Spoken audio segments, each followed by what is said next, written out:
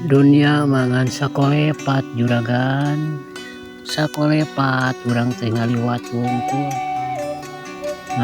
wungkul, lir ibarat urang ngecelakeun cai dina daun tales, caina ngecelak tapakna eueuh, ta eta dunya ibaratna. Sokomo bari jeung ama urang teu ikhlas mah.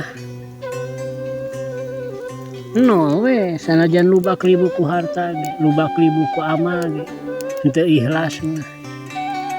Tah kecuali lamun dunia urang dipake alat jang wawuh ka Gusti Allahu Ta'ala.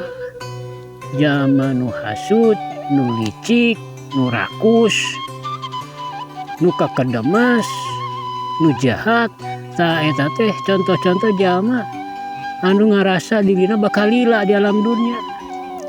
Da jalma nu ngarasa yen di alam dunia teh ngan saukur sakolepatna moal kitu, apik hirupna moal kitu.